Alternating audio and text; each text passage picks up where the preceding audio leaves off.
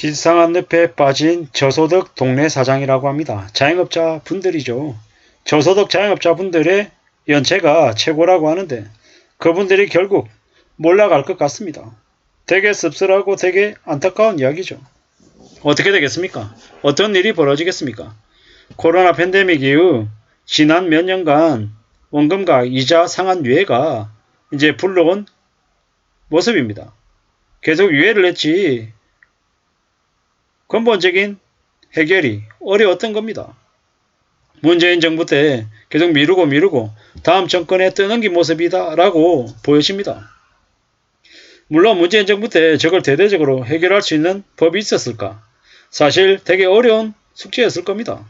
그런데 그랬다 하더라도 자기 때 어떤 식으로든 수습을 하든 연착륙을 하든 좀 대응이 마련됐어야 되는데 그냥 좋은 일만 하고 그냥 인정받을 얘기들만 들으면서 그냥 밀어버렸다라는 게 문제가 아닌가라는 생각이 듭니다.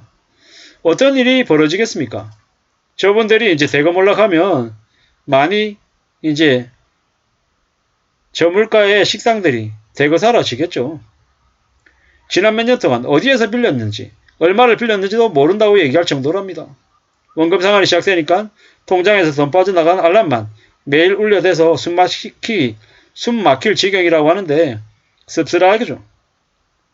코로나 팬데믹 때 대출로 연명하던 저소득 자영업자들의 곡소리가 높아지고 있답니다. 정부의 금융 지원에도 대출 연체율이 최근 3년간 최고치라고 얘기합니다. 이들은 제1금융권에서 대출을 받을 수 있는 상황이 못 됩니다. 이미 제2금융권 그리고 비금융권에서도 돈을 빌렸죠. 이제 거의 끝까지 온 것 같습니다. 자영업자발 건전성 위기가 우려된다고 합니다. 이미 1000조가 넘습니다. 근데 우려스러운 건요. 2021년에도 이와 같은 상황이었고 22년은 더 심했고 지금은 더 심하다라는 겁니다. 언제 어느 때고 터질 수밖에 없는 일이다라는 생각밖에 안 듭니다. 소득 하위 30%의 자영업자 연체율이 1.2% 이러니까 뭐 그닥 높지 않은 것처럼 느끼잖아요. 근데 실제로 세부적으로 좀 까 들어가 보면 좀 많이 심각합니다. 많이 심각하다라는 거죠. 이게 빌릴 데가 없으니까 보험사, 카드, 캐피탈 이런 것으로 계속 몰렸다라는 겁니다. 결국엔 터질 수밖에 없는데 어떻게 되겠습니까? 차주 옥석 가리기를 먼저 해야 된다. 좀 씁쓸한 얘기지만 살릴 수 없는 곳과 없는 이와 그래도 살릴 수 있는 곳을 가려야 된다라는 겁니다. 그러려면 금감원장이나 금융감독원장이 좀 소신을 가지고 움직여야 되는데 그럴 수 있는 사람이 지금의 정부에 있습니까? 없죠. 그럼 또 다음 정권으로 떠넘기려고 또 하겠죠. 참 씁쓸합니다. 씁쓸합니다. 코로나 당시에 거리두기로 자영업자들이 되게 어려워졌죠. 어쩔 수 없었다. 그 얘기로 좀 많은 어려움들이 생겼던 것 같습니다. 자영업을 함부로 생각하는 이들은 없겠지만 자영업을 해서 뭔가 좀 잘해보려고 했겠지만 결과적으로는 자영업으로 인해서 채무의 늪에 빠지는 사람들이 너무 많다라는 겁니다. 앞으로 시간이 지나면 사람들이 자영업을 함부로 하려고 하겠습니까? 절대로 안 하려고 할 겁니다. 자영업을 하는 사람들이 대폭 줄어들 겁니다. 그리고 자영업자들이 하는 영업시간도 대폭 줄어들고 뭐 되게 셀프 형태로 많이 바뀌고 또 반찬 가지수 여러 가지 안 두고 밥하고 딱 메인 메뉴 딱 그거 위주로만 갈 것 같습니다. 밥값이 더 높아질 것 같고요. 경쟁도 예전보다 많이 줄어들 것 같습니다. 아무나 자영업할 수 있는 게 아니니까. 그리고 내가 장사할 만한 스타일인지 아니면 직장인으로 가야 될 스타일인지 명확하게 구분해서 자영업은 자영업으로 쭉 그리고 직장인은 직장인으로 쭉 가는 그런 분위기가 만들어질 것 같습니다.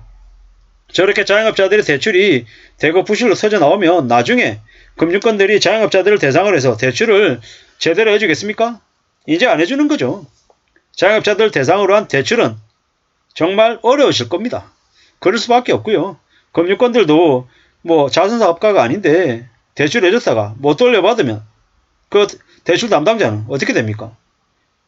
큰일 나는 거죠. 그러니까 이제 자영업을 아무나 할 수 없을 거다라는 겁니다. 지금처럼 자영업자들의 과당 경쟁으로 우리가 편하게 살아왔습니다. 정말 편하게 지냈죠. 근데 이제 그게 앞으로 시간이 지나면 지날수록 어려워질 거다라는 겁니다. 그게 현실임을 우리는 이제 인정하고 살아야 됩니다. 살아가는 삶이 점점 더 어려워질 것 같다라는 거죠. 왜요?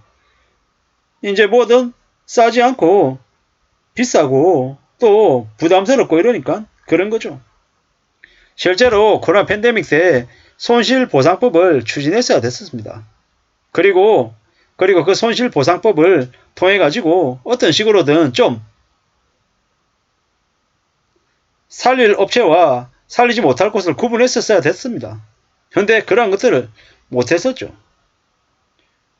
뭐 이재명이나 윤석열이나 자영업자 대출 관련해서 경감해주겠다는 공약을 내놨지만 어땠습니까?